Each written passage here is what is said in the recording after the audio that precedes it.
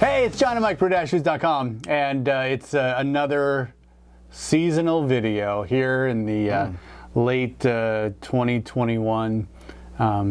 It's cider. I'm feeling the cider thing again, and I think what piqued my interest in making other cider at home was that there was readily available to me and other people too, cider-specific yeast strains. Yeah, I forgot about this. So let's just give a little background. I typically go to the same farm to get the same pressed apple juice every year. The last few years, I just haven't been feeling the cider thing. So I just been getting the juice, and the kids love it, and all that stuff. And they got a nice general store. It's a whole thing. It's a whole October thing. But this year, because of what we have from Fermentis, their SafCider series of yeast strains, I decided I was in my local homebrew store and picked up a packet. And I said, well, you know, maybe I can get 3 gallons of that pressed apple juice and make a cider. So that's what I did. It's right here in front of us. It's a little cloudy just because I just carbonated it, and it kind of shook a little bit in the old U-keg. And the transportation over here. Yeah, and the transportation over here. So that's the wonderful thing about this thing, is that I can siphon off a gallon of the fermented cider and then put it in here and carbonate it for your viewing pleasure and our drinking pleasure over here. So the juice, I took an original gravity reading. It came in at around 1050. It finished at just under 1.000. Ooh. So very dry. The yeast strain that I used is the SafCider AC-4. This is a cider yeast that's ideal to produce fresh and crisp ciders. Like, you know, not that I've ever made a non-fresh cider, I don't think, but crisp is what I was looking for. There is ones for balanced ciders, there's ones for, I guess, sweet cider. But I think that this one caught my eye. I think this fits my perspective of what cider should be, maybe what I've made from other yeast strains. I know that we've talked about it on the video channel and on the blog, because we've used beer yeast strains for our ciders.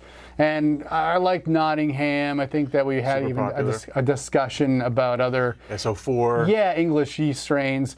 But this one, I think, made some very nice cider, and I know that you've had some. Let's talk about the aroma first, because I think that it really preserves a lot of the apple essence in the fermented There's a lot beverage. of like apple pumice aroma, like the pressed post the juice. There's a lot of that.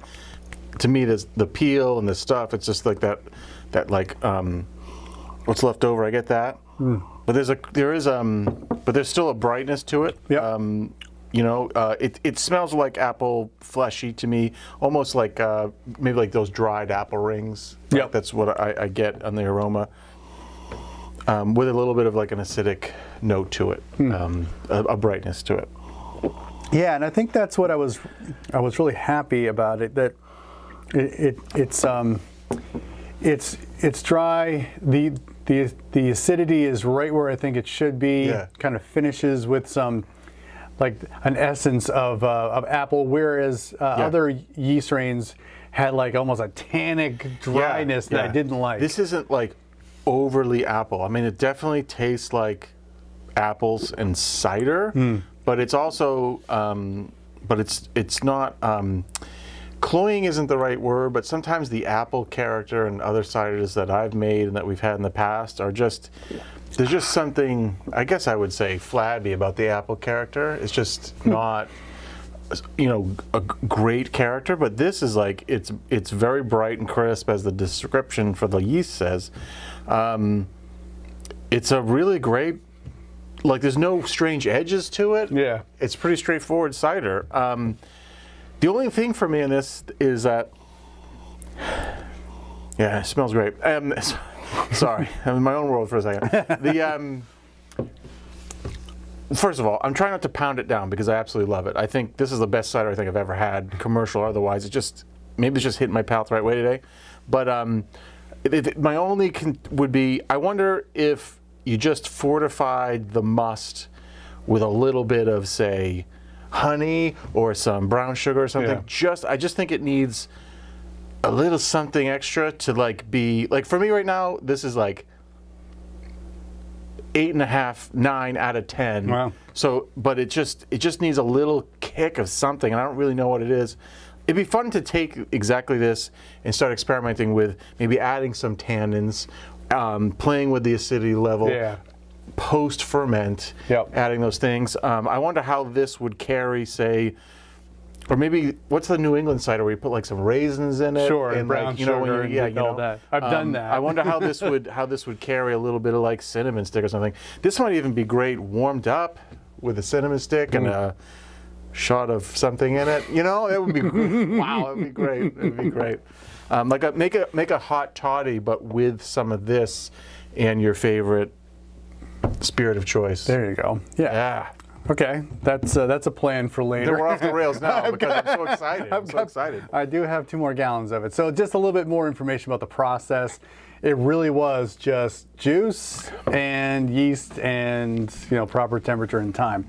So let's talk about temperature. So when you say juice, are you talking about like you still bought what we call here in the States cider, yes, right? Just not hard cider. No. So a pasteurized cider. Not even unpasteurized. Unpasteurized. So like they just press it. So you still got some stuff from the. Okay. Okay. Great. So this is unpasteurized. I mean, it's held in the refrigerator, and they say like consume it pretty quickly because it will. I just want to be clear because there's a lot of people out there who are experimenting a lot with like using apple juice. But the technical term is it's all juice. Yes. This is cider. Yeah. I get that and I appreciate that, but I just want to make sure that we're all clear what your starting material is. And I think that I appreciate you making that clarification. Now, so I took, I got 3 gallons of the juice. I poured it into one of my smaller fermenters, and then I just sprinkled this yeast packet on top and let it go. Now you can add other things to it. You can add, pectin enzyme to like kind of break it down. That might help with the clarity.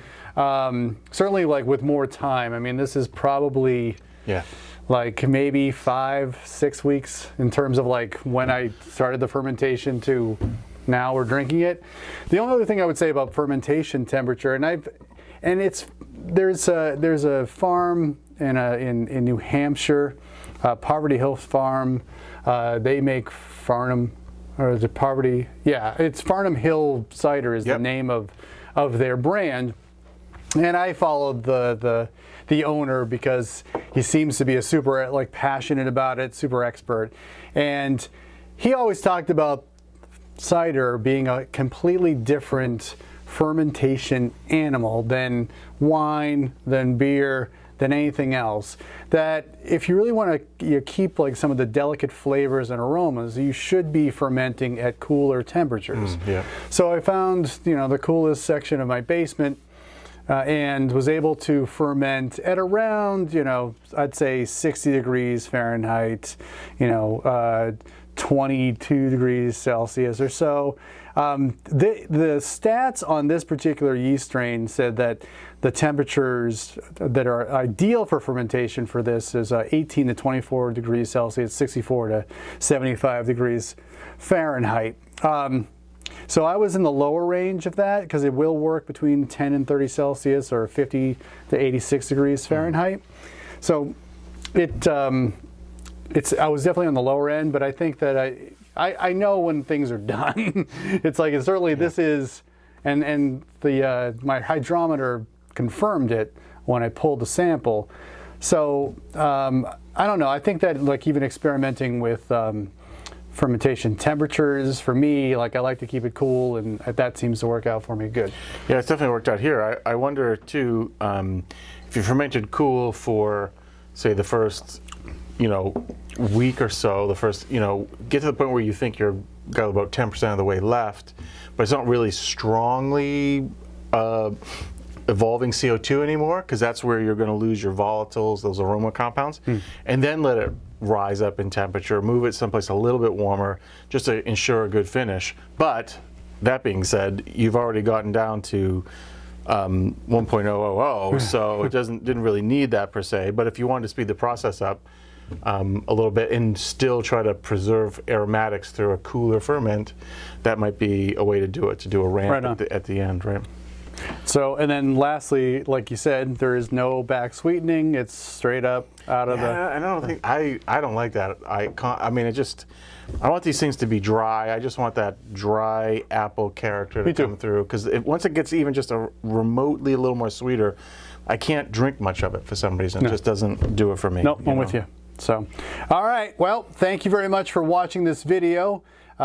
This was a big experiment for us in terms of using a yeast-specific strain, and it's I would say that the percentage difference of improvement in this beverage than the ones we made with wine or beer yeast is significant. Significant. I mean, I think like Mike's not wrong. I think this is the best cider I've certainly ever made, and would make more of this now that I know, and probably try some of the other SafCider strains now that I know that they're available. So if you like this video, give us a thumbs up, subscribe to our channel, because we do this kind of thing every single week. For John and Mike, brew-use.com, cider on. Cheers.